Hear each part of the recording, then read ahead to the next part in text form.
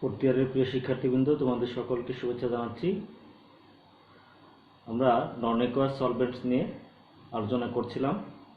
আজকে আমরা আলোচনা করব লিকুইড সালফার ডাইঅক্সাইডের এর মধ্যে যে সকল বিক্রিয়া ঘটে থাকে সেগুলো নিয়ে আমরা আলোচনা করব।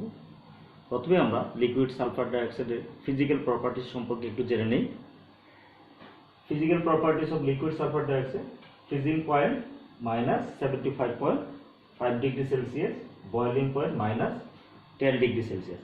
এখানে দেখো যে এই যে লিকুইড রেঞ্জ -10 ডিগ্রি থেকে -75, অর্থাৎ কক্ষ তাপমাত্রার নিচের তাপমাত্রায় আমরা যদি কোনো রিঅ্যাকশন ঘটাতে চাই তাহলে সেক্ষেত্রে লিকুইড সালফার ডাইঅক্সাইড একটি উপযোগী দ্রাবক, কারণ এর লিকুইড রেঞ্জটা হলো কক্ষ তাপমাত্রা একটু অনেক নিচে, -10 ডিগ্রি সেলসিয়াস। এখানে দেখো -75 থেকে -10 ডিগ্রি, এর বয়লিং পয়েন্ট হলো -10 ডিগ্রি সেলসিয়াস, আর ফ্রিজিং পয়েন্ট হলো -75। তাহলে -75 থেকে -10 ডিগ্রি সেলসিয়াস কক্ষ তাপমাত্রা প্রায় কাছাকাছি নিচের তাপমাত্রা। ডেনসিটি হলো এখানে দেখো 1.46 গ্রাম পার মিলিলিটার, যেটা পানির ক্ষেত্রে 1 মিলিগ্রাম পার মিলিলিটার। তাহলে পানির চেয়ে ঘনমাত্রা একটু বেশি। এরপরে আসো ডাইইলেকট্রিক কনস্ট্যান্ট, এটা কত? 74।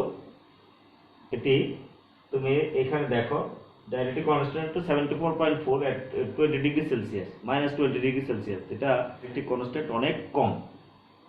এবং ডাইপোল মোমেন্ট 1.61 kDi, যেটি পানির চেয়ে একটু কম। আবার ভিসকোসিটি খেয়াল করো, ভিসকোসিটি হলো কত? 0.428 সেন্টিপয়েন্ট। এক্ষেত্রে দেখা যায় ভিসকোসিটি অনেক কম।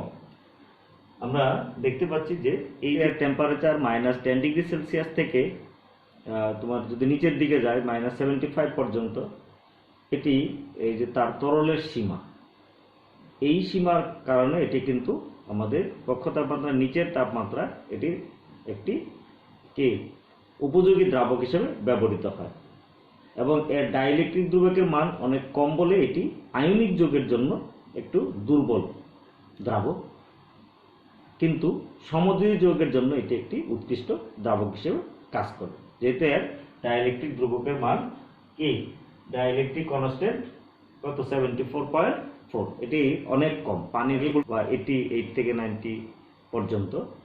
তাহলে পানির ডাইইলেকট্রিক কনস্ট্যান্ট অনেক বেশি, সেটা আয়নিক যৌগের জন্য উৎকৃষ্ট দ্রাবক, আর সমযোজী যৌগের জন্য সালফার ডাইঅক্সাইড একটি উৎকৃষ্ট দ্রাবক। কারণ কি? এর ডাইইলেকট্রিক ধ্রুবকের মান কম, আয়নিক যৌগের জন্য এটি একটি দুর্বল দ্রাবক। এবার আমরা আসব যে সালফার ডাইঅক্সাইডের মধ্যে, অর্থাৎ সালফার ডাইঅক্সাইড মিডিয়ামের মধ্যে, লিকুইড সালফার ডাইঅক্সাইড মিডিয়ামের মধ্যে যে সকল রিঅ্যাকশনগুলো ঘটে থাকে সেগুলো নিয়ে আমরা একটু আলোচনা করব। প্রথমে আসি reaction in sulphur dioxide.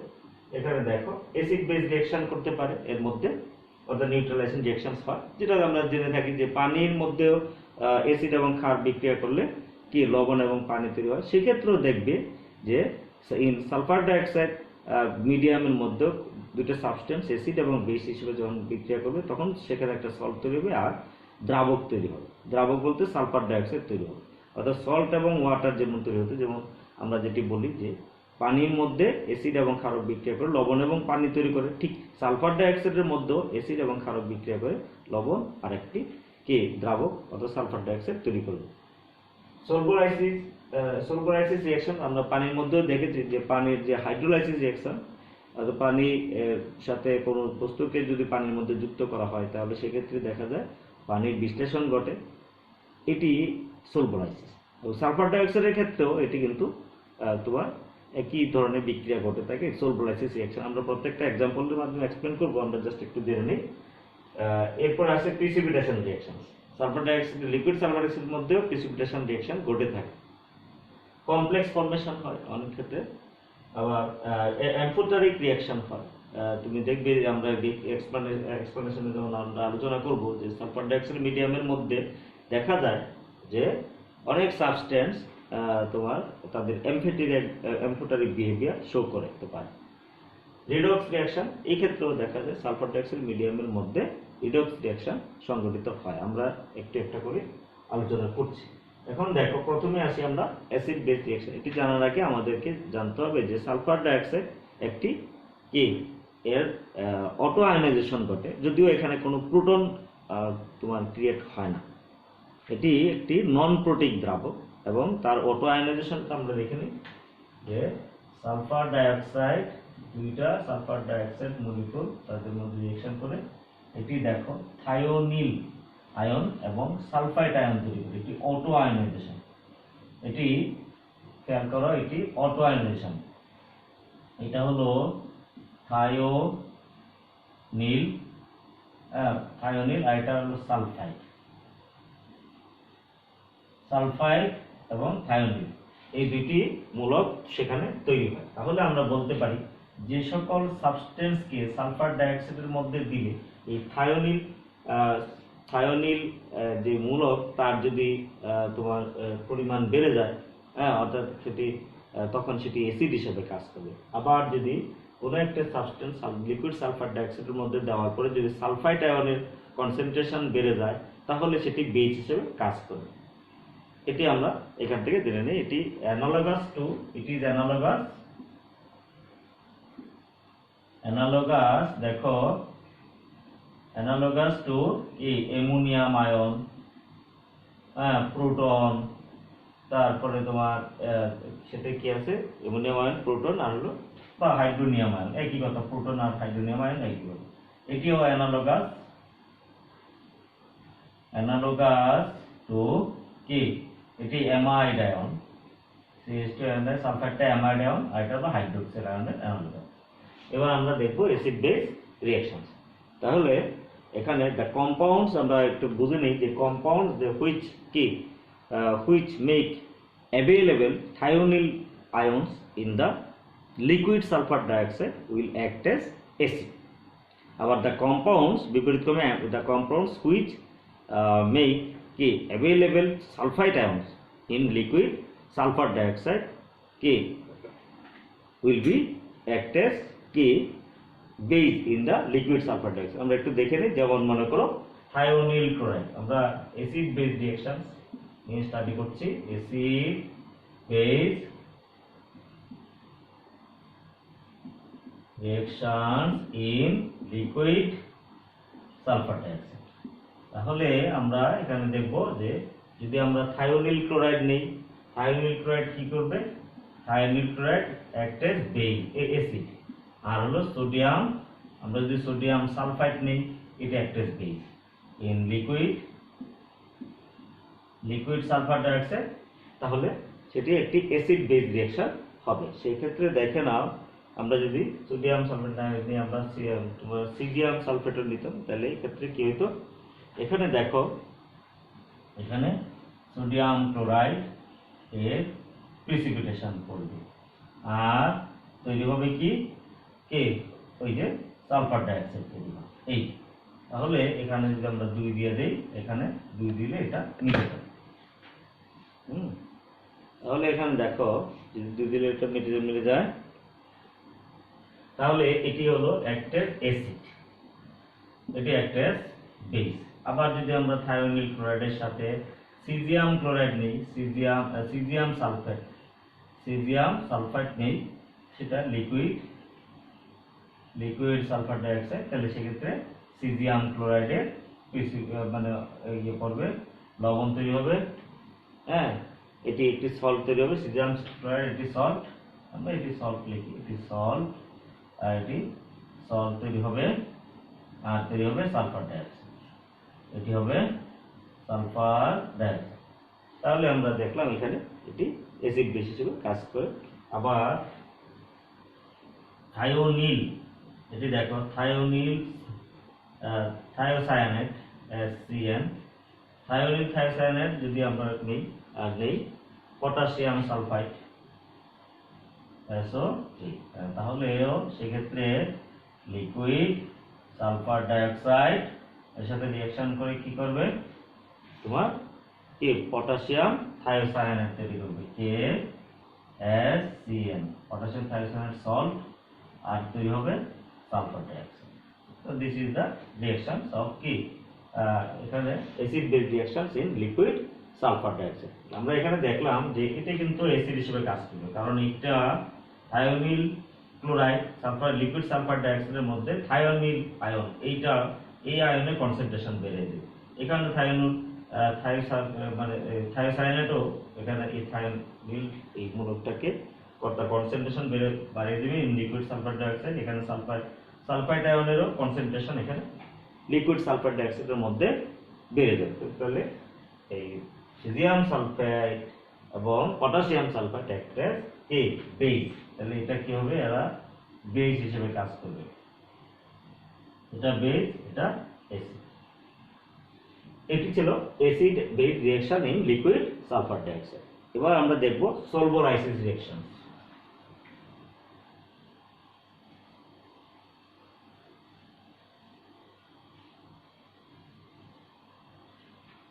সলভোলাইসিস reaction একটু আগে আমরা বলেছি যে সলভোলাইসিস আমরা একটা অ্যাসেন্ডেন্স রিঅ্যাকশন দেখাই, যেমন মনে করো অ্যালুমিনিয়াম ক্লোরাইড যখন ওয়াটারে ডিজলভ করা হয় তাহলে সেক্ষেত্রে কি হয়, সেটি অ্যালুমিনিয়াম হাইড্রোক্সাইড আর কি তোমার হাইড্রোক্লোরিক অ্যাসিড হয়। এই যে রিঅ্যাকশনটি কিন্তু একটা সলভোলাইসিস রিঅ্যাকশন। সলভোলাইসিস রিঅ্যাকশন, সলভোলাইসিস রিঅ্যাকশন, এটা আমরা ওয়াটারটা দেখলাম। রেসেন্টনেস টু দ্য ওয়াটার, আমরা এখানে দেখব যে only limited number of substance or salt undergo the solvolysis reactions in liquid sulphur dioxide. মানে খুব বেশি পরিমাণে এখানে তোমার সল্টগুলো এখানে মানে সলভোলাইটিক রিঅ্যাকশন দেয় না সালফার ডাইঅক্সাইডের মধ্যে। এটি বোঝানো হচ্ছে। এখানে আমরা যেমন এখানে অনেক ধরনের সাবস্টেন্স আছে, তারা ওয়াটারের মধ্যে সাথে রিঅ্যাকশন করে হাইড্রোলাইসিস রিঅ্যাকশন দেয়। Hydrolysis reaction is one kind of solvolysis reaction. আমি এই ধরনের একটা রিঅ্যাকশনই আমরা লিকুইড সালফার ডাইঅক্সাইডও ঘটে থাকে, যেটাকে আমরা বলছি কি সলভোলাইটিক বা সলভোলাইটিক রিঅ্যাকশন অথবা সলভোলাইসিস। এই রিঅ্যাকশনটাকে বলা হচ্ছে সলভোলাইসিস রিঅ্যাকশন। আমরা দেখব যেমন অ্যামোনিয়াম অ্যাসিডেট CH3COONH, অ্যামোনিয়াম অ্যাসিডেট যখন আমরা সালফার ডাইঅক্সাইড লিকুইড মিডিয়ামের মধ্যে এটা যুক্ত করব তখন দেখব এটা কি হবে, এই সালফার ডাইঅক্সাইডটা ভাগ হয়ে যাবে। এটি ভাগ হয়ে কি হবে, থায়োনিল আয়ন হবে, আর কি হবে তোমার, এটা দুইটা মলিকুলে আর একটা হবে সালফাইড মলিকুল, এইটাতে ভাগ হয়ে যাবে। এইটাতে ভাগ হলে এখানে দেখো এটি আমরাই দেখব, এখানে আমরা যেটি বলতে যাচ্ছি সেটা কি হবে, প্রথমে এই যে এই অ্যামোনিয়াম অ্যাসিডেটটা এখানে আলাদা হয়ে যাবে। তাহলে সেক্ষেত্রে কি হবে, এটা এই যে থায়োনিল গ্রুপ এসে CH3COO2, এটি হলো থায়োনিল ইথানয়েড। তাহলে থায়োনিল ইথানয়েড তৈরি হলো, আর তৈরি হবে কি না, এটা হলো এই যে অ্যামোনিয়াম সালফেট। তাহলে সেক্ষেত্রে হবে অ্যামোনিয়াম সালফেট। এটা একটু তোমাদেরকে বুঝতে হবে যে এটা কিন্তু solvolysis reactions of in liquid sulphur dioxide. হ্যাঁ, এটি যদিও এইখানে খেয়াল রাখবে যে এই থায়োনিল সালফাইড আবার সেটা কি হয়, এটা এই তোমার এইখানে সে আবার one molecule of solvent elimination করে সে এখান থেকে সে তোমার সে অ্যানাইড মানে এখানে এই তোমার এটাকে কি বলা হয় যে এই থায়োনিল ইথানয়েড সে আবার তার এই one molecule of solvent say solvent eliminate করে ফেলে, ইলিমিনেট করে সে তোমাকে কি বলা হয় সলভেন্ট বিহীন একটা কম্পাউন্ড সে তৈরি করবে, যেটাকে ইথানোইক অ্যানহাইড্রাইড হয়ে যায়। CH3COO2 SO, এটা এইটি কি করবে, আবার one molecules of solvent molecule say elimination করে সে ইথানোইক অ্যানহাইড্রাইড মলিকুলে পরিণত হবে, আর হলো সালফার। এটি ঘটে থাকে। বাইনারি হ্যালাইডসগুলো সাধারণত তোমার এই ধরনের এই সলভোলাইটিক রিঅ্যাকশন করে থাকে তোমার এই মানে লিকুইড সালফার ডাইঅক্সাইডের মধ্যে। আমরা একটু দেখব বাইনারি হ্যালাইডস, যেমন আমরা একটা অ্যালুমিনিয়াম ক্লোরাইড যেমন দেখাইলাম পানির মধ্যে, ঠিক এরকম বাইনারি হ্যালাইডস গুলো কি কি, binary halides such as phosphorus pentachloride, তোমার তোমার এই ইউরেনিয়াম হেক্সাক্লোরাইড, টাংস্টেন হেক্সাক্লোরাইড, এগুলো সাধারণত সালফার ডাইঅক্সাইডের মধ্যে তোমার কি সলভোলেটিক রিঅ্যাকশন করে থাকে। আমরা একটু এগুলো দেখে নিই। তাহলে এখানে বলছি যে ইউরেনিয়াম, এখানে দেখো ফসফরাস পেন্টাক্লোরাইড, ফসফরাস পেন্টাক্লোরাইডও সালফার ডাইঅক্সাইডের মধ্যে কি করবে, তোমার এই সলভোলাইটিক রিঅ্যাকশন করে থাকে। সেটি আমরা দেখি। এটি যেমন এটার সাথে ফসফরাস এবং ক্লোরিন, এটি কি হবে, থায়োনিল ক্লোরাইড, থায়োনিল ক্লোরাইড, আর তৈরি হবে ফসফরাস অক্সিক্লোরাইড। এই আবার ইউরেনিয়াম ক্লোরাইড হেক্সাক্লোরাইড, এটিও সালফার ডাইঅক্সাইডের মধ্যে রিঅ্যাকশন করে তোমার থায়োনিল ক্লোরাইড, থায়োনিল ক্লোরাইড আর হলো ইউরেনিয়াম অক্সিক্লোরাইড, ইউরেনিয়াম অক্সিক্লোরাইড এটি তৈরি করে থাকে এখানে। আবার আমরা নিয়েছি টাংস্টেন ক্লোরাইড, টাংস্টেন হেক্সাক্লোরাইড, এটিও সালফার ডাইঅক্সাইডের মধ্যে রিঅ্যাকশন করে থায়োনিল ক্লোরাইড, আর তৈরি হবে তোমার কি টাংস্টেন অক্সিক্লোরাইড, এটি তৈরি করে দেবে। তাহলে এইগুলো হলো তোমার সলভোলাইটিক রিঅ্যাকশন। এখানে তোমরা দেখবে এই সালফার ডাইঅক্সাইড মলিকুলটা ভেঙে থায়োনিল মলিকুল আর সালফেট মলিকুল তৈরি করে। তাহলে এখানে আমরা এগুলো দেখলাম। এরপর আসবে প্রিসিপিটেশন রিঅ্যাকশন। প্রিসিপিটেশন রিঅ্যাকশন আমরা দেখে থাকি সাধারণত, যেমন ওয়াটারের মধ্যেও আমরা দেখতে পাচ্ছি যে অনেক ধরনের লবণ তোমার এই পানির মধ্যে অধঃক্ষেপণ বিক্রিয়া দেয়। A large number of precipitation reactions can be carried out in liquid sulfur dioxide. Liquid sulphur ডাইঅক্সাইডের মধ্যে অনেক ধরনের তোমার কি এই প্রিসিপিটেশন বা অধঃক্ষেপ বিক্রিয়াগুলো ঘটে থাকে। আমরা একটু একটু করে দেখব। যেমন সিলভার এসিটেট, সিলভার এসিটেট এখানে দেখো সিলভার, এটা আমরা লিখছি precipitation reaction, precipitation reaction in liquid sulphur dioxide, এটা। তাহলে সিলভার এসিটেট থায়োনিল ক্লোরাইডের সাথে যখন রিঅ্যাকশন করবে সেক্ষেত্রে সিলভার ক্লোরাইডের প্রিসিপিটেশন পড়ে যাবে। তাহলে দেখো সিলভার ক্লোরাইডের প্রিসিপিটেশন পড়ে গেল, আর তৈরি হলো কি তোমার থায়োনিল ইথানয়েড, থায়োনিল ইথানয়েড। আমরা একটু আগে এটা লিখেছি CH3COO, এইটা থায়োনিল ইথানয়েড। তাহলে এখানে দেখো লিকুইড সালফার ডাইঅক্সাইডের মধ্যে, এটা হলো লিকুইড সালফার ডাইঅক্সাইডের মধ্যে যদি আমরা সিলভার ইথানয়েড এবং থায়োনিল ক্লোরাইড নেই, তাহলে সেক্ষেত্রে দেখা যায় সিলভার ক্লোরাইডের অধঃক্ষেপণ, কিন্তু পানির মধ্যে এটা বিপরীত বিক্রিয়াটা ঘটে। এখানে দেখো যে এখানে আমরা দেখলাম যে বিভিন্ন রকম লবণগুলো, যেমন মনে করো পটাশিয়াম আয়োডাইডও, সেক্ষেত্রে তোমার পটাশিয়াম ক্লোরাইড হিসেবে কোনো লিখিত হবে, পটাশিয়াম আয়োডাইড থায়োনিল ক্লোরাইডের সাথে রিঅ্যাকশন করবে লিকুইড সালফার ডাইঅক্সাইড, তাহলে সেক্ষেত্রে কি তৈরি হবে, পটাশিয়াম ক্লোরাইডের প্রিসিপিটেশন পড়বে, আর হলো থায়োনিল আয়োডাইড, থায়োনিল আয়োডাইড তৈরি হবে। স্টিবিয়াম ক্লোরাইড, সেটিও তোমার লিথিয়াম আয়োডাইডের সাথে যখন বিক্রিয়া করে তখন সেক্ষেত্রে স্টিবিয়াম আয়োডাইডের প্রিসিপিটেশন করে দেবে। স্টিবিয়াম ক্লোরাইড লিথিয়াম আয়োডাইডের সাথে যখন বিক্রিয়া করবে লিকুইড সালফার ডাইঅক্সাইডের মধ্যে, তাহলে সেখানে দেখো স্টিবিয়াম আয়োডাইড, স্টিবিয়াম আয়োডাইডের প্রিসিপিটেশন পড়বে, আর তৈরি হবে লিথিয়াম ক্লোরাইড। এটি তোমার সলভেন্ট হিসেবে থাকবে, এটা সলভেন্ট, যেটা সলভেন্টের মধ্যে এটা থেকে যাবে। আচ্ছা, এই ছিল তোমার এই precipitation reactions in liquid sulphate. আর অনেক ধরনের রিঅ্যাকশনস আছে, তোমরা একটু দেখে নেবে এগুলো। এরপরে আমরা আসবো কমপ্লেক্স ফর্মেশন রিঅ্যাকশনস। এটি আমরা সাধারণত পানির মধ্যে সবচেয়ে বেশি কমপ্লেক্স ফর্মেশন দেখতে পাই, কিন্তু এখানেও কমপ্লেক্স ফর্মেশন রিঅ্যাকশনস ঘটে থাকে।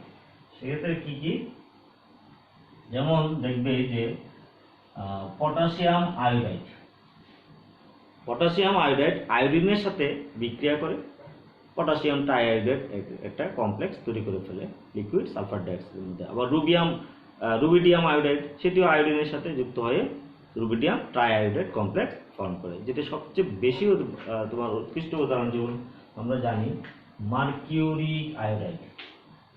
হ্যাঁ, এটি হলো কমপ্লেক্স ফর্মেশন।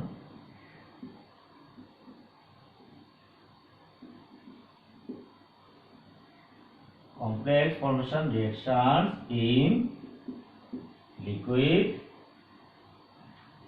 sulfur dioxide। এখানে দেখো যে আমরা বলছি পটাশিয়াম আয়োডাইড, এর মধ্যে যদি আয়োডিন চালনা করা হয় লিকুইড সালফার ডাইঅক্সাইডের মধ্যে, তাহলে দেখা যায় পটাশিয়াম ট্রাইআয়োডাইডের একটা কমপ্লেক্স তৈরি হয়ে যায়। আবার ঠিক রুবিডিয়াম আয়োডাইড, হ্যাঁ, আয়োডিনের সাথে যুক্ত হয়ে সেটিও লিকুইড সালফার ডাইঅক্সাইডের মধ্যে রুবিডিয়াম ট্রাইআয়োডাইডের কমপ্লেক্স তৈরি করে ফেলে। আমরা একটি বলছিলাম যে মার্কিউরিক আয়োডাইড, এটি লিকুইড সালফার ডাইঅক্সাইডের মধ্যে পটাশিয়াম আয়োডাইডের সাথে বিক্রিয়া করে এটিও তোমার লিকুইড সালফার ডাইঅক্সাইড। এটা দেখো পটাশিয়াম টেট্রাআয়োডো মার্কিউরেট আয়ন, এটা কমপ্লেক্স তৈরি করে পটাশিয়াম টেট্রাআয়োডো মার্কিউরেট কমপ্লেক্স। এটি আমরা সাধারণত এটিকে যদি এই পটাশিয়াম টেট্রাআয়োডো মার্কিউরেটকে যদি এর মধ্যে পটাশিয়াম হাইড্রোক্সাইড অর্থাৎ ক্ষারীয় দ্রবণ নেই, সেটি হলো আমরা যেটিকে বলি কি, সেটিকে বলি নেসলার বিকারক। এইভাবে নেসলার বিকারক এটাও এইভাবে এখান থেকে তৈরি করা যেতে পারে। এরপরে আমরা আসবো, দেখো অ্যালুমিনিয়াম ক্লোরাইড পটাশিয়াম সালফেটের সাথে যখন বিক্রিয়া করে in liquid aluminium chloride potassium sulphide liquid sulphur dioxide, liquid সালফারের মধ্যে বিক্রিয়া করে অ্যালুমিনিয়াম সালফেট, প্রথমে অ্যালুমিনিয়াম সালফেট এবং পটাশিয়াম ক্লোরাইড তৈরি করে। অ্যালুমিনিয়াম, দেখো সালফাইড আর হলো পটাশিয়াম ক্লোরাইড তৈরি হয়। এই অ্যালুমিনিয়াম সালফাইড আবার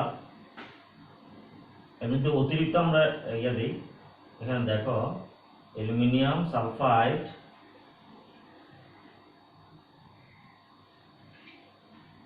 এটি অতিরিক্ত দ্রাবকের সাথে বিক্রিয়া করে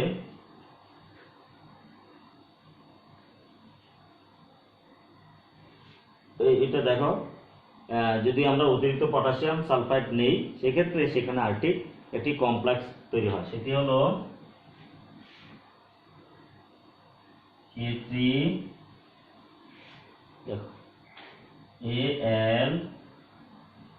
Al2SO3 এটি তৈরি হয়। এটি একটি complex.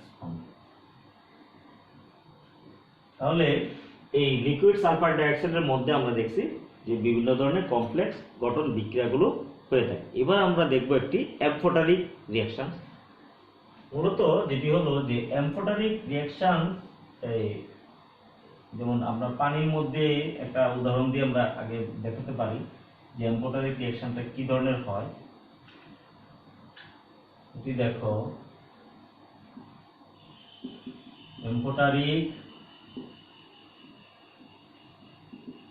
Reaction in liquid sulphur dioxide. এটা বোঝার আগে আমরা পানির একটা বিক্রিয়া আমরা আগে দেখে নিই। যেমন মনে করো তুমি খেয়াল করো অ্যালুমিনিয়াম ক্লোরাইড, এর মধ্যে আমরা সোডিয়াম হাইড্রোক্সাইড দ্রবণ যোগ করব যখন আমরা পানি নিলাম, এখানে মিডিয়াম হিসেবে পানি যদি নিই, তখন দেখা যায় অ্যালুমিনিয়াম হাইড্রোক্সাইড এর প্রিসিপিটেশন করে, আর হলো সোডিয়াম ক্লোরাইড। এর মধ্যে যদি অতিরিক্ত আমরা অ্যালুমিনিয়াম হাইড্রোক্সাইড আর কি যদি আমরা অতিরিক্ত সোডিয়াম হাইড্রোক্সাইড এর মধ্যে দিই, এর সাথে এটি বিক্রিয়া করে, এখানে দেখো অ্যালুমিনিয়াম, এটি হলো sodium aluminate AlOH4 sodium aluminate, এই যৌগটি তৈরি করে থাকে। তাহলে এখানে এই যে এই ধরনের একটি যৌগ তৈরি হয়, এটি আমরা বুঝতে পারছি। দেখো এই যে অ্যালুমিনিয়াম ক্লোরাইড, যেখানে তোমার একটা প্রিসিপিটেশন পড়ে গিয়েছিল প্রথমে, যে প্রিসিপিটেশন অ্যালুমিনিয়াম হাইড্রোক্সাইড, যদি আমরা অতিরিক্ত আমরা নেই সোডিয়াম হাইড্রোক্সাইড নেই, তাহলে দেখা যায় এটা সোডিয়াম অ্যালুমিনেটের একটা কমপ্লেক্স কম্পাউন্ড হবে। এই যৌগটি আবার যদি তুমি অ্যাসিডের মধ্যে যুক্ত করো, তাহলে দেখবে যে আবার ওই এই ইটি ফিরে পাওয়া যায়। এখানে দেখো সোডিয়াম অ্যালুমিনিয়াম, সোডিয়াম অ্যালুমিনেট, এটিকে যদি আমরা অ্যাসিডের মধ্যে যুক্ত করি, তাহলে আমরা দেখব যে পুনরায় মিডিয়ামটি ফিরে পাচ্ছি। তাহলে সেক্ষেত্রে কি তৈরি হয় দেখো,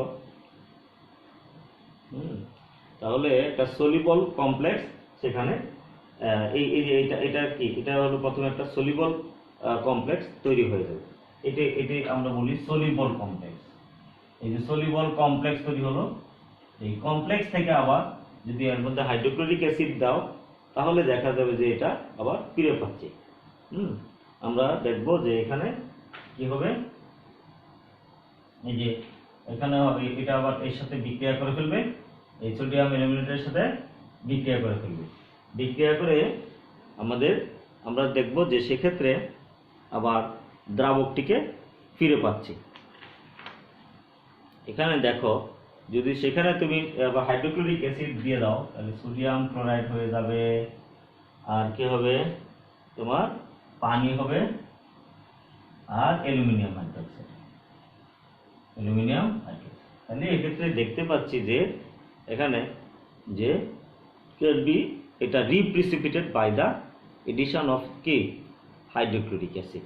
ঠিক এখানে যেটা আমরা বুঝাতে চাচ্ছি যে একুয়াস সলিউশনের মধ্যে এই যে লিকুইড সালফার মানে ডাইঅক্সাইডেও একুয়াস সলিউশনের মধ্যে যেমন এরকম একটা ন্যাচারাল বিক্রিয়া ঘটে থাকে, সেটি হলো যে এখানে অ্যামফোটারিক বিহেভিয়ার বলছে। সেটা অ্যামফোটারিক বিহেভিয়ার বলতে যেটা বোঝায় যে এটি কিন্তু এইখানে দেখো বেজের সাথে রিঅ্যাকশন করাচ্ছে, বেজের সাথে রিঅ্যাকশন করে এখানে একটা তোমার প্রিসিপিটেশন করছে। আবার এই যে প্রিসিপিটেশন যেটা পড়ছে, এটা সলিবল কমপ্লেক্স হয়ে গেল, এইটা কিন্তু আবার অ্যাসিডের সাথে যখন বিক্রিয়া করছে, হ্যাঁ অ্যাসিডের সাথে যখন বিক্রিয়া করছে, তখন আবার ওই তোমার এটা ওই অ্যালুমিনিয়াম হাইড্রোক্সাইড আবার ফিরে পাওয়া গেল। এখানে দেখা যাচ্ছে যে আমাদের এই যে মিডিয়াম সলভেন্ট মিডিয়াম, এটি তার বিহেভিয়ারটা এখানে হলো অ্যামফোটারিক বিহেভিয়ার। কেন? কারণ সে একবার বেস হিসেবে তার মিডিয়ামটা কাজ করে, আবার মিডিয়ামটা অ্যাসিড হিসেবে কাজ করে। তো এই ক্ষেত্রেও দেখবা আমরা সালফার ডাইঅক্সাইডের ক্ষেত্রে তোমার এই ধরনের রিঅ্যাকশন ঘটে থাকে। আমরা একটা উদাহরণ নিলেই বুঝতে পারবে যে এখানে আমরা যদি দেখাই যে অ্যালুমিনিয়াম ক্লোরাইডটা আমরা ঠিকই নেব, কিন্তু বেস হিসাবে আমরা টেট্রামিথাইল সালফাইড, এটা দেখো টেট্রামিথাইল সালফাইড। এখানে দেখো টেট্রামিথাইল অ্যামোনিয়াম, টেট্রামিথাইল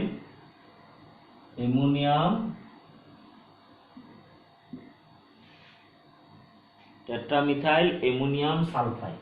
এটি দেখো, এটি আমরা যদি বেস হিসেবে নিই, এটি হলো কি আমরা অ্যাসিড হিসেবে নিই, মানে সল্ট হিসেবে নিলাম। হ্যাঁ, তাহলে এইটি যখন এর সাথে রিঅ্যাকশন করবে বেসের সাথে, তখন এটি কিন্তু অ্যাসিড হিসেবে কাজ করবে।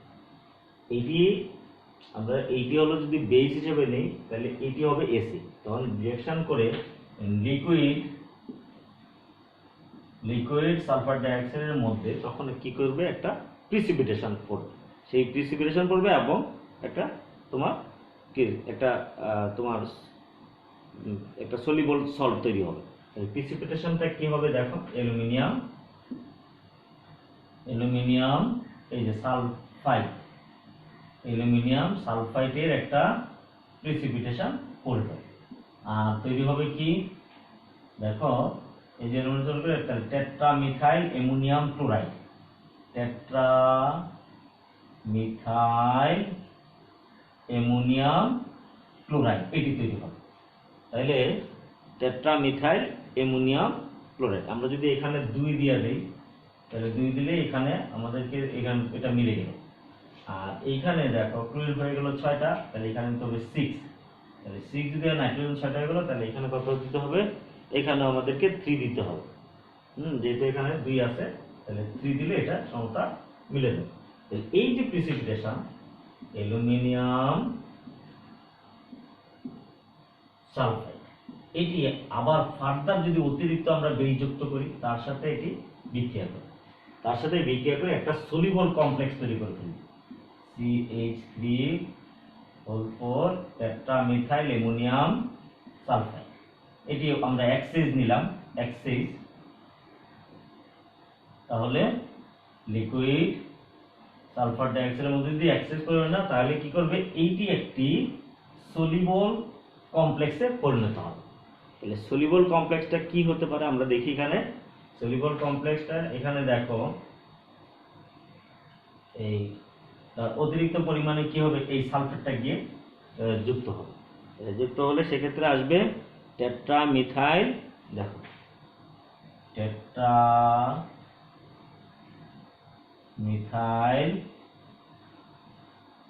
টেট্রামিথাইল অ্যালুমিনিয়াম সালফেট। দেখো এটি হলো অ্যালুমিনিয়াম SO, এটা 3 হবে, এটি হবে 3, এটা হলো অ্যালুমিনিয়াম সালফাইড হোল 3। এটি একটি সলিবল কমপ্লেক্স। ঠিক সেম টাইপ রিঅ্যাকশন আমরা যেটা দেখাইছিলাম, যে এইটা থেকে আবার কিন্তু আমাদের এই সলভেন্টটাকে আমরা তোমার কি পাবো, প্রিসিপিটেশনটা পুনরায় প্রিসিপিটেশনটা পেয়ে যাবো। এই প্রিসিপিটেশনটা আবার মানে তোমার ব্যাক করবে যদি আমরা সেটাকে এই সলিবল কমপ্লেক্সটাকে আবার কোনো একটা অ্যাসিডের সাথে যুক্ত করি। তাহলে সেই অ্যাসিডটা কি সেটা আমরা জানি, যে এটা দেখো এটি হলো টেট্রামিথাইল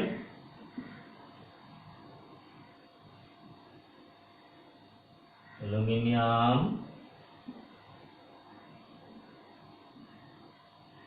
সালফেট থায়োনিল ক্লোরাইড। এটি একটি আমরা জানি এটি অ্যাসিড, লিকুইড সালফার ডাইঅক্সাইডের মধ্যে এটি অ্যাসিড। আর এটি ছিল এখন এটি কি, এটি বেস, হ্যাঁ, আর এটি ছিল কি, এটি হলো বেস, তাহলে এটি হলো অ্যাসিড। হ্যাঁ, তাহলে এখন তুমি দেখো এটি কিন্তু বেস হিসেবে কাজ করে, তাহলে এটি হলো লিকুইড সালফার ডাইঅক্সাইড। রিঅ্যাকশন করলে সেক্ষেত্রে কি আসবে তোমার, এখানে দেখো অ্যালুমিনিয়াম সালফেটটাকে আমরা পুনরায় ফিরে পাবো। তাহলে সেক্ষেত্রে তৈরি হবে আবার আমাদের সলভেন্টও ফিরে পাবো। তাহলে সেক্ষেত্রে আসবে, আমরা লিখে বললাম aluminium sulphide precipitation plus solvent sulphur dioxide আর কি টেট্রামিথাইল অ্যামোনিয়াম ক্লোরাইড,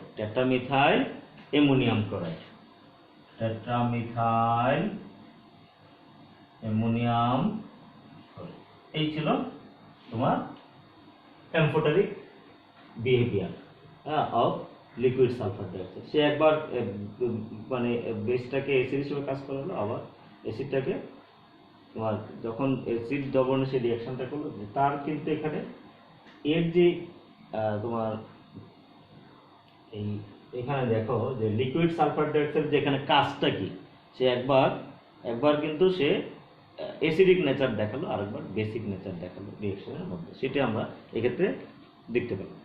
এবার আমরা আসবো রিডক্স রিঅ্যাকশন। রিডক্স রিঅ্যাকশনটা কি? এখানে সালফার ডাইঅক্সাইড এখানে কিন্তু সে তোমার এই কোনো রিডিউসিং এজেন্ট বা অক্সিডাইজিং এজেন্ট হিসেবে কাজ করবে না। সেটা হলো যে এখানে বিভিন্ন সাবস্টেন্স এই লিকুইড সালফার ডাইঅক্সাইডের মধ্যে তোমার অক্সিডাইজিং এজেন্ট বা তোমার রিডিউসিং এজেন্ট হিসেবে কাজ করতে পারে, যেটি পানির মধ্যেও যেটা ঘটে থাকে, ঠিক সেই ধরনের রিঅ্যাকশানই এখানে ঘটবে। আমরা একটু দেখে নিই যে যেমন আয়োডিন, হ্যাঁ, যদি আয়োডিন, এটা আমরা বলছি redox reaction. Redox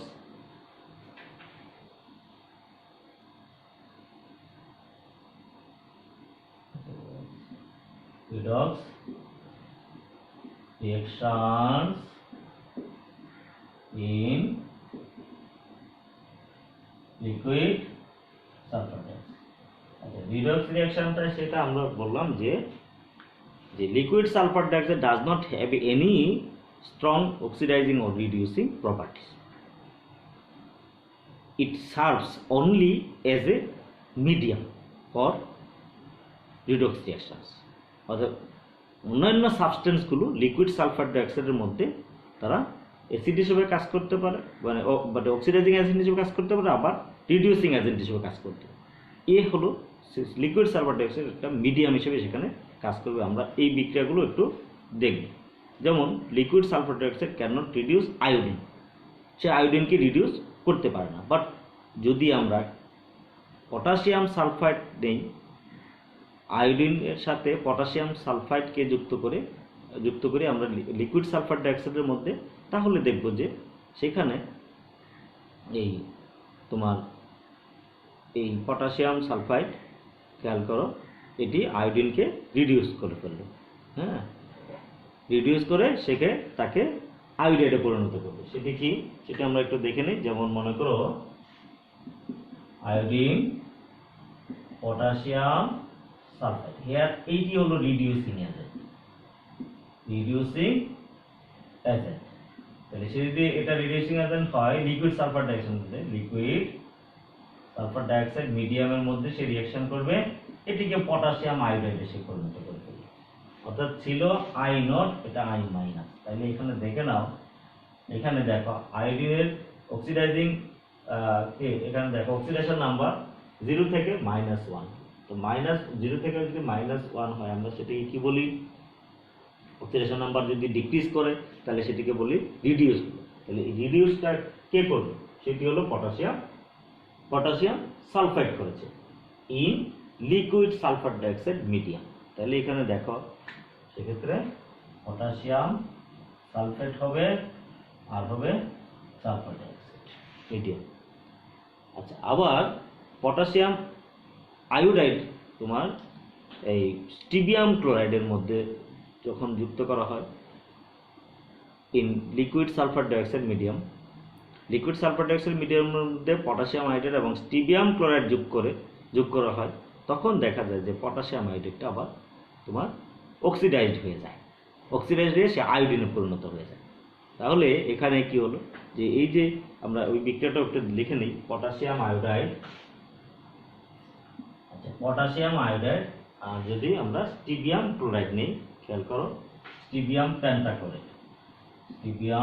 pentachloride liquid sulphur dioxide, তাহলে দেখব এই যে এটা হলো অক্সিডাইজিং এজেন্ট, এটা হলো তোমার পটাশিয়াম আয়োডাইড, এটা হলো অক্সিডাইজিং এজেন্ট, সেটা তাকে আয়োডিনে পরিণত করে। আয়োডিন হলো স্টিবিয়াম ক্লোরাইড হবে, আর তৈরি হবে পটাশিয়াম স্টিবিয়াম ক্লোরাইড। এটা দেখো পটাশিয়াম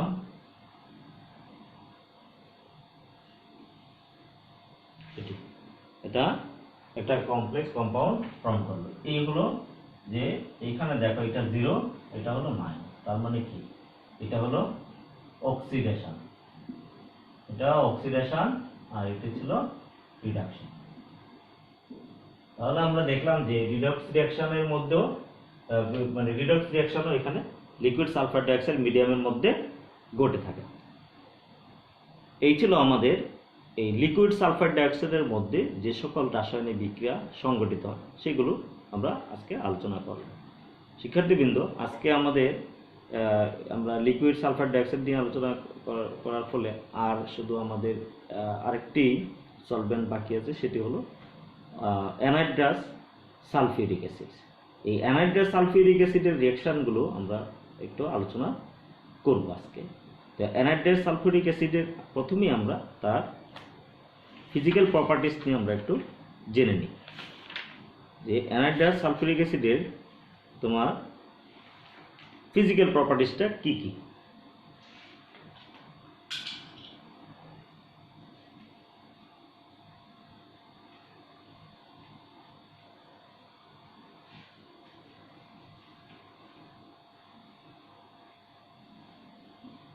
তাহলে দেখো অ্যানহাইড্রাস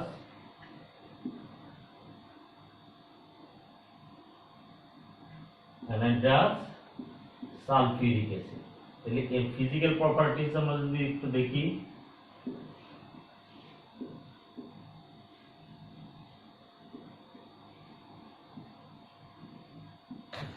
এর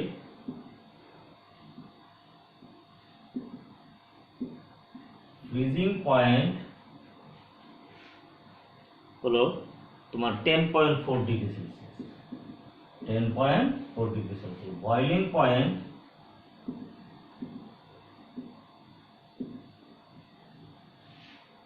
হলো 300 ডিগ্রি সেলসিয়াস। তাহলে দেখো এর তোমার লিকুইড রেঞ্জ অনেক বেশি, এর লিকুইড রেঞ্জ অনেক বেশি, ফলে অনেক বেশি পরিমাণে সাবস্টেন্স এর মধ্যে ডিজলভ হতে পারে। আবার আমরা আসবো যে ডেনসিটি, দেখো এর ডেনসিটি কিন্তু অনেক কম, ডেনসিটি 1.84, এটা দেখো 1 মিলিলিটার, এটি ছিল তার ডেনসিটি। ডাইইলেকট্রিক কনস্ট্যান্টের এখানে দেখো ডাইইলেকট্রিক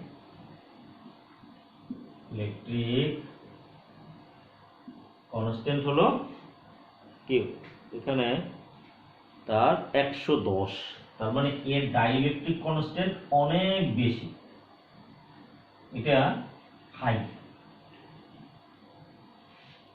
এরপরে ভিসকোসিটি আমরা দেখব। ভিসকোসিটি হলো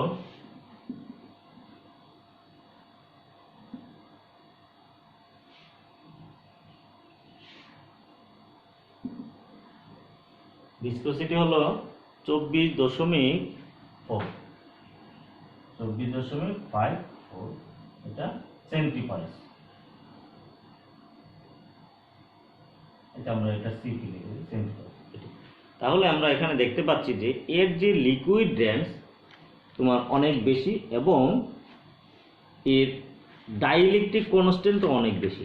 তাহলে এই যে ডাইইলেকট্রিক কনস্ট্যান্ট অনেক বেশি হওয়ার কারণে এর মধ্যে আয়নিক যৌগ সবচেয়ে বেশি পরিমাণে দ্রবীভূত হতে পারে, অর্থাৎ এর মধ্যে আয়নিক লবণ সবচেয়ে বেশি, আয়নিক লবণের জন্য এটা একটি উৎকৃষ্ট দ্রাবক হিসেবে কাজ করে থাকে। আবার একটা জিনিস খেয়াল রাখবে যে এর সান্দ্রতা, মানে যেটাকে বলছে ভিসকোসিটি কিন্তু অনেক, এখানে দেখো অনেক বেশি, 25 গুণ বেশি পানির চেয়ে। ফলে এইখানে একটু অসুবিধা আছে। অসুবিধাটা হলো যে এর ভিসকোসিটি বেশি হওয়ার কারণে এক্ষেত্রে খুব ধীরে ধীরে দ্রব্য এর মধ্যে দ্রবীভূত হয় এবং এটা স্ফটিকে পরিণত হয়ে যায়, ফলে এটা একটা তার ডিমেরিটস। হ্যাঁ, আবার অনাদ্র সালফিউরিক অ্যাসিড এর কিন্তু আবার আয়োনাইজেশনও ঘটে থাকে, অটো আয়োনাইজেশন, সেটা আমরা একটু দেখব যে অটো আয়োনাইজেশন হলে এই ধরনের একটা সালফিউরিক অ্যাসিড, দেখো 2 অণু সালফিউরিক অ্যাসিড, এটি একটি আমরা জানি একটি প্রোটনীয় সলভেন্ট। এটি যখন তোমার এর স্বতঃস্ফূর্ত এর আয়নায়ন ঘটে, অর্থাৎ স্বতঃস্ফূর্ত বিয়োজনের মাধ্যমে এটি কি হয়, দুইটা আয়ন তৈরি করে, সেটি হলো H3SO4 প্লাস, এই ধরনের একটা আয়ন তৈরি করে, আর এটা হলো বাইসালফেট আয়ন। এটি হলো তার অটো আয়নাইজেশন। তাহলে আমরা এখানে আমরা যেটা দেখতে পাই যে শুধুমাত্র এই ডাইইলেকট্রিক কনস্ট্যান্ট বেশি এবং লিকুইড রেঞ্জ বেশি, ফলে অধিক সংখ্যক আয়নিক যৌগ এর মধ্যে দ্রবীভূত হতে পারে। তবে এখানে একটা ডিমেরিটস হলো যে এর যেহেতু ভিসকোসিটি অনেক বেশি, ফলে এই ক্ষেত্রে তোমার অনেক দ্রব খুব ধীরে ধীরে দ্রবীভূত এবং ক্যালাসিত হয়ে যায় অনেক ক্ষেত্রে। অ্যাসিড বেস রিঅ্যাকশনটা কিভাবে করবে, কারণ এখানে দেখতে পাচ্ছ যে অটো আয়নাইজেশন ঘটে যখন এই যে H3SO4, হ্যাঁ, SO4 প্লাস, এই আয়নটার পরিমাণ বেড়ে যাবে। হ্যাঁ, যদি কোনো একটা মানে বস্তুকে এই সালফিক অ্যাসিড যুক্ত করার ফলে এই আয়নের পরিমাণটা বেড়ে যায়, তাহলে সেটা অ্যাসিড হিসেবে কাজ করবে। আর যদি বাইসালফেটের পরিমাণ বেড়ে যায়, সেটা অ্যাসিড হিসেবে কাজ করবে। আমরা কয়েকটা উদাহরণ দেখবো আমরা, যেমন বাইসালফেট, পটাশিয়াম বাইসালফেটকে যদি সালফিউরিক অ্যাসিডে যুক্ত করা হয়, তাহলে সেটি কি হবে, সেহেতু পটাশিয়াম বাইসালফেট এমনি আয়নাইজড হয়ে পটাশিয়াম আয়ন বাইসালফেট আয়ন তৈরি করে, ফলে বাইসালফেট আয়নের পরিমাণ বেড়ে যাবে। তাহলে potassium bisulphate act as base in sulphuric acid, anhydrous sulphuric acid. আচ্ছা, এরপরে দেখো যে পানি যদি পানির মধ্যে কি হবে, পানির মধ্যে যদি সালফিউরিক অ্যাসিড আমরা যুক্ত করি, তাহলে সেক্ষেত্রে দেখা যায় সেক্ষেত্রেও তোমার এই বাইসালফেটের পরিমাণ বেড়ে যাবে। তাইলে তখন সেক্ষেত্রে কি হবে, এটি বেস হিসেবে কাজ করবে, অটো আয়নাইজেশন হয় তোমার। তারপরে তোমার এই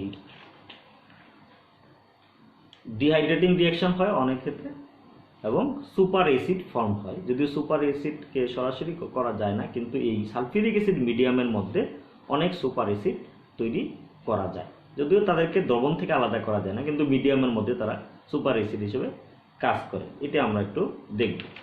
আমরা প্রথমে আসি, নাইট্রিক অ্যাসিড যদি দাও, নাইট্রিক অ্যাসিড সালফিউরিক অ্যাসিডের মধ্যে সে কি হিসেবে কাজ করে, এখানে দেখো তারা এখানে বেজ হিসেবে কাজ করবে এই সালফিউরিক অ্যাসিডের মধ্যে। যেমন এখানে দেখো নাইট্রিক অ্যাসিড যখন সালফিউরিক অ্যাসিডের সাথে রিঅ্যাকশন করে, তাহলে সে কিসে পরিণত হয়, বাইসালফেট নাইট্রাইট, এটা দেখো নাইট্রোনিয়াম আয়ন আর হলো হাইড্রোনিয়াম আয়নে পরিণত হয়। এই তাহলে এখানে দেখো যে সে কিন্তু নাইট্রেট আয়নে পরিণত হয় না, সে প্রোটন ডোনেট করে নাই, সে প্রোটন ডোনেট করে। এইটা বরঞ্চ সে এই যে সালফিউরিক অ্যাসিড, সেটা সে কি করলো, সে প্রোটন ডোনেট করে সে বাইসালফেট আয়ন। তার মানে বাইসালফেটের এখানে কনসেন্ট্রেশন বেড়ে গেল, এটি কিন্তু প্রোটন ডোনেট করে, এটি হলো OH হয়ে গেল, সে তোমার হাইড্রোক্সিল আয়ন ডোনেট করলো মতো, অর্থাৎ সে এই প্রোটনের সাথে যুক্ত হয়ে সেখানে একটা হাইড্রোনিয়াম আয়ন তৈরি করলো, এটা ইয়ে হবে। তাহলে এটি অ্যাক্ট এজ বেস। এটি দেখো তোমরা এইভাবে বুঝবে, HONO2। তাহলে এটি যদি হাইড্রোক্সাইড আয়ন হিসেবে চলে যায়, তার মানে কি, এটা নাইট্রোনিয়াম আয়নে পরিণত, এটি OH, এটি আর কি, এটা নাইট্রোনিয়াম। তাহলে দেখা যাচ্ছে এইটা কি ডোনেট করছে, কি এটা বেস হিসেবে কাজ করছে, অর্থাৎ হাইড্রোক্সাইড আয়ন সে ডোনেট করছে। তাই হাইড্রোক্সাইড আয়ন ডোনেট করলে এটা তখন কি হবে, সে বেস হিসেবে কাজ করবে, এটি অ্যাসিড হিসেবে। ঠিক উইক অ্যাসিড আমরা দেখি, এটিও কিন্তু এখানে বেস হিসেবে কাজ করে। এটা দেখো সালফিউরিক অ্যাসিড, সে এটা বাইসালফেট আয়ন হবে, আর এইটি যদি তোমার কি হয়, সেটা প্রোটন গেইন করে ফেলে, এই যে প্রোটনটা সে গেইন করে CH3 COOH, এটা দেখো 2+, সেটা প্রোটন গেইন করে। প্রোটন যদি গেইন করে তাহলে সে কি বেস হিসেবে কাজ করবে এখানে। তাহলে দেখতে পাচ্ছি সে এখানে বেস আর এটা অ্যাসিড। তাহলে এমনকি তোমার অনেক সাবস্টেন্স আছে যেগুলো পারক্লোরিক অ্যাসিড, খেয়াল করো যে perchloric acid behave as weak acid in anhydrous sulphuric acid. Perchloric acid হলে, পারক্লোরিক অ্যাসিড আমরা জানি সবচেয়ে বেশি কি শক্তিশালী অ্যাসিড, পারক্লোরিক অ্যাসিড HClO4, তাহলে সে কিন্তু এখানে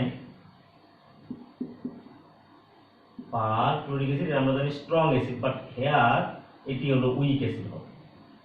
এখানে সে খুব বেশি পরিমাণে এখানে প্রোটন ডোনেট করতে পারে না, এটা সালফিউরিক অ্যাসিড, এখানে গিয়ে H3SO4 প্লাস এইটার কনসেন্ট্রেশন কিছুটা বাড়ে, হ্যাঁ, আর হলো ফ্লোরেট আয়ন, অর্থাৎ এটি উইক অ্যাসিড হিসেবে কাজ করে, এটি তখন অত বেশি পরিমাণে তোমার প্রোটন ডোনেট করতে পারে না। এবার আমরা আসব যে সালফিউরিক অ্যাসিডের মধ্যে অনেক ডিহাইড্রেটিং রিয়াকশনস ঘটে যায়।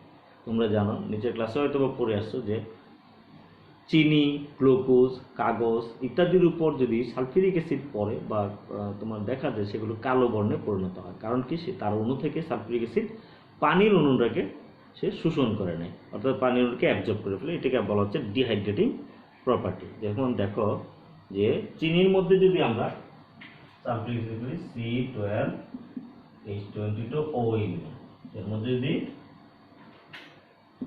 সালফিউরিক অ্যাসিড যুক্ত করা হয়, সালফিউরিক অ্যাসিডের মধ্যে চিনি যুক্ত করা হয়, তাহলে এটা ডিহাইড্রেটিং এজেন্ট হিসেবে কাজ করা। এখানে 11 কার্বন আর কি 12 carbon 11 molecules of water 11 molecules of water আর সালফিউরিক অ্যাসিড, অর্থাৎ এখানে ডিহাইড্রেটিং এজেন্ট হিসেবে সে এখানে কাজ করছে। দেন আমরা দেখব সুপার অ্যাসিড, অর্থাৎ super acid formation. Super acid formation দেখো, the acids which behave as strong acids in strong acid solvents termed as super acids। যেমন আমরা জানি, এটি খেয়াল করো, O4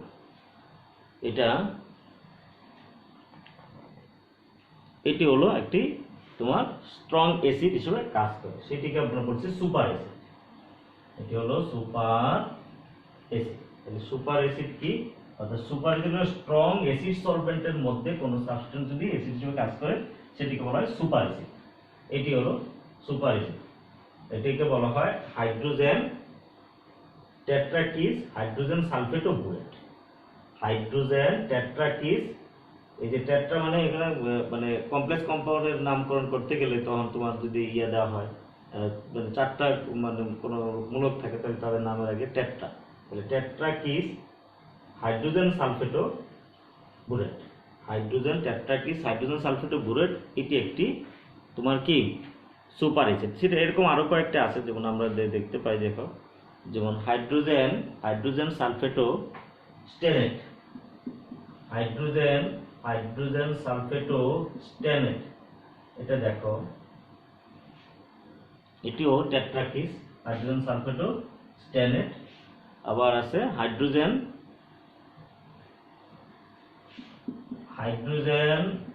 এটা দেখো হাইড্রোজেন সালফেটো টেট্রাকিস হাইড্রোজেন সালফেটো, এটা দেখো প্লাম্বিক, হ্যাঁ, এটা প্লাম্বেট বলা হয়, প্লাম্বেট।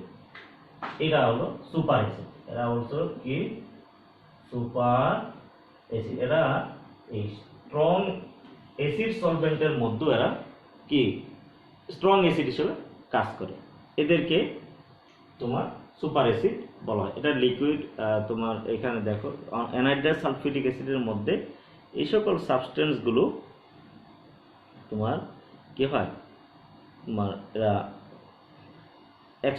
মানে এক্সেপশনালি এরা স্ট্রং অ্যাসিড হিসেবে কাজ করে, এই জন্য এদেরকে বলা হয় সুপার অ্যাসিড। এই সাবস্টেন্সগুলো লিকুইড মিডিয়ামের মধ্যেই থাকে, এদেরকে আলাদা করা যায় না। এটি এর জন্য কিন্তু সালফিউরিক অ্যাসিড মিডিয়াম ব্যবহৃত, যেটা অন্য কোনো সলভেন্ট মিডিয়ামের মধ্যে এরকম সুপার অ্যাসিড তৈরি হয় না। তাহলে আজকে আমরা লিকুইড সালফার ডাইঅক্সাইড এবং অ্যানাইড্রাস সালফিউরিক অ্যাসিডের মধ্যে যে রিঅ্যাকশনগুলো ঘটে থাকে সেগুলো আমরা জানব। শিক্ষার্থীবৃন্দ, তোমাদের সকলকে ধন্যবাদ। আজকে এখানে। আচ্ছা।